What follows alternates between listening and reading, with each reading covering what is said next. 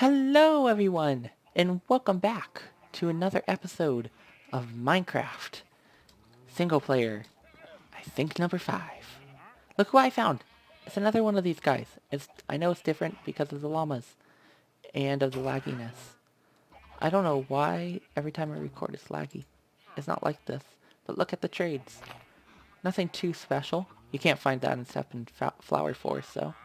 And that in Coral Reef, so that's cool. Got some cows! I traveled like 200 blocks that way to find some and just let them back and have the little guys too. So to get leather, and I want to show you guys something. Uh, Other than that, yeah, just been breeding those. That coral block has done absolutely nothing. So once you break it, it's gone. Um, let's see. I made that an anvil, blast furnace, stone cutter. Aren't you guys proud of me? Um, Smooth stone for the blast furnace. I went fishing to grab some food, and I anviled that together, my two lucky things from the chest, and got a saddle from it and one piece of leather. So I'm going to make this enchantment table now. And yeah, and now we have the sugar cane and the leather all taken care of. I need to make the book first. So we can start making a full enchantment table and start getting geared up. So that's cool. And boom! Yeah, there we go. Let's put you right there. Yeah. Sweeping edge. Cool. Good stuff. Good stuff. And just go to Skelly. Let's put that away. But yeah, that's basically all I've been doing. My abandoned mine shaft is nothing, or my tunnel down, there we go. It's nothing yet, but yeah. And look how much stuff. I recovered 11 diamonds from the rest of the cave there, and there's still a lot more to do, which we're going to go in today. I didn't explore the abandoned mine shaft yet, so that's what we're going to do. But yeah, we've been very, very lucky. I got a lot of stuff and a lot of levels as well. So that is what we're going to do today. And we are going to talk today about Genesis chapter 34, a little bit of 33, about Jacob and his sons. First of all, just want to say, oh yeah, that's right. Blink. I think we have to go further down here. Yeah, let's go this way. I'm trying to think about where the mine shaft is. Yeah, we're good. I assume we just keep going this way. Hopefully. Hey, that looks familiar. Okay, yes. Yes. Yes! Good stuff. Oh, look, somebody's here to greet us as well. So yeah, Jacob and Genesis. Oh, you missed me. Boom. There we go. So yeah. How many times have I said Jacob yet? First of all, just to recap, Jacob has had 12 sons now, from 4 different people because of the baby race. That's basically what it was. And jealousy between Leah and Rachel. And a daughter named Dinah. There we go. Dinah was the brother, or was the sister of Simon and Levi. I think Dinah was Leah's daughter. I could be wrong though, but I'm fairly certain it is. She is. But in chapter 34, we start with a very notorious character in the Bible named Shechem, and he committed a sin against Dinah, forced upon her,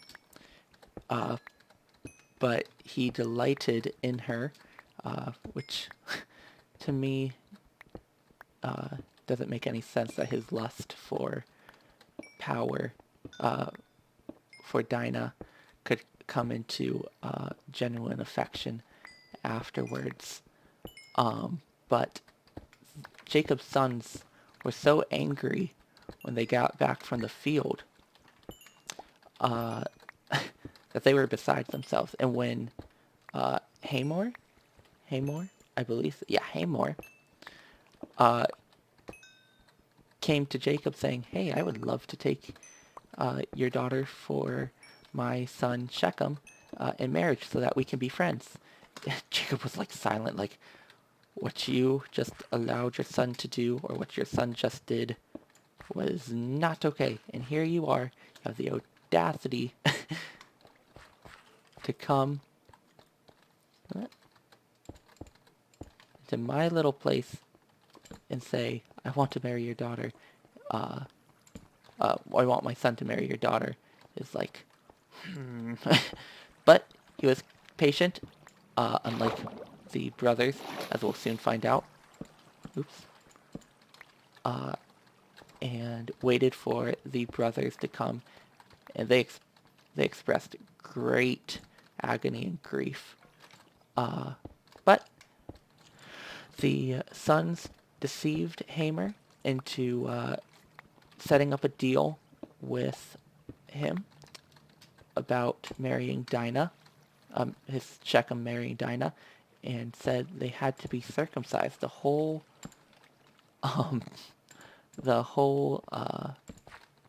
clan of Hamor and Shechem had to be circumcised, every single male, in order for them to become buddies and share the land with them. And Hamor agreed. But what he didn't know was that Joseph and his brothers were plotting against them, and they deceived Hamor. I heard ya. Hamor into becoming circumcised, believing that, oh, hello, that's where you are. Ow. Ow. There we go. Believing that, yay, buddy. But in reality, on the third day, Simon and Levi went out against Hamor and Shechem, and they absolutely brutally murdered everyone while they were still in pain. Oh, there you are. And that seemed justifiable to them, but ow. Even the law of Moses did not have those hardship punishments. So that was very, very harsh of Simon and Levi to do. And the other brothers approved of it because they looted the land afterwards, after Simon and Levi killed Hamor and Shechem and the whole village. So they weren't at fault either. But one main thing is they didn't tell their father Jacob.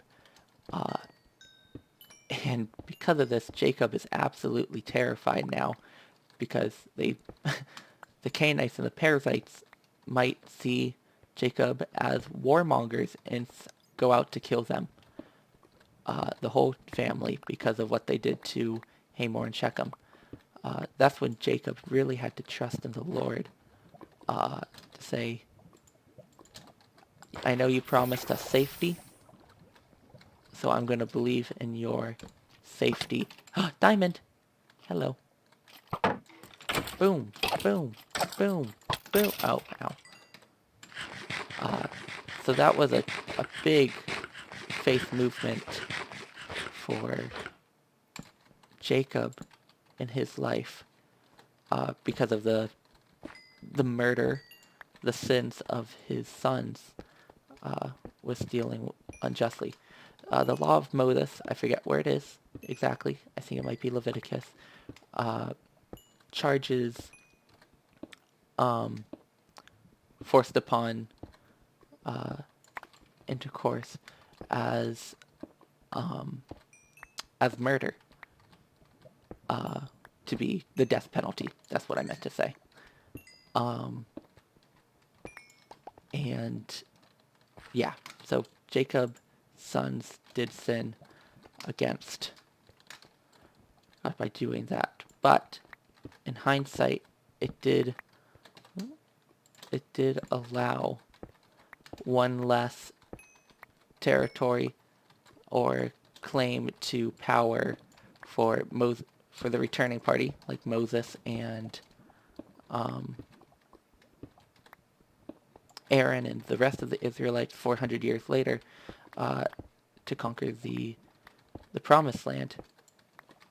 So that was, if there's an upside to that story, besides Jacob having faith in God, it would be that. But it might seem that God's punishment had come up upon them of Shechem and Hamor and his tribe or family clan. So in the end, Dinah was safe, but now Jacob's in fear. And this will lead on to the next story, which is Joseph and his brothers in chapter, I think it's 37, I think, yeah. Because 35 is just Esau's descendants forming Edom and being longtime enemies of Israel. I didn't bring enough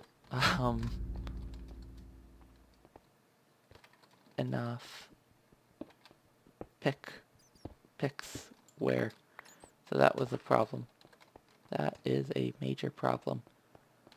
But that's okay. That is a-okay. It's kind of a dud of a cave. I was expecting a little bit more, to be quite honest. Oh, hey! Speaking of which. Oh, wow, hello. Let's deal with you guys. There we go. This one.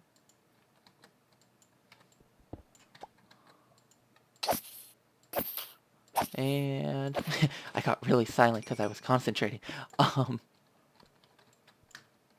There we go. Okay, good deal. There's one less thing. And what do we get? Got some lapis. I'll keep these in here in case. And a golden apple. Cool. Hey, and look at that. We can continue. Because I was too lazy to make a furnace. Blink. There we go.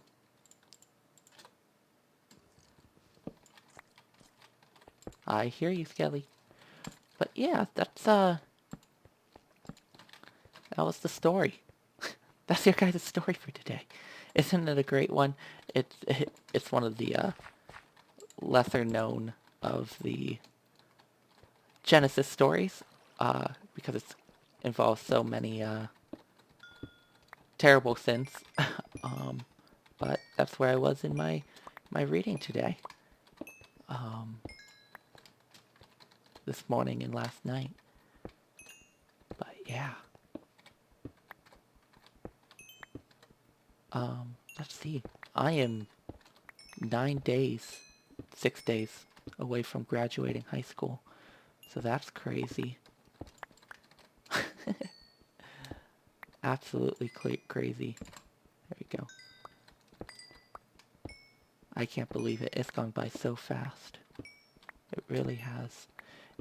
On Thursday, we did our senior walk around our school, and it was the most precious thing in the world. We had all the preschoolers and elementary students come out and make little signs for us, and while we march in our old stomping grounds, as they say, and hold out signs and love on us and cheer for us and congratulate us.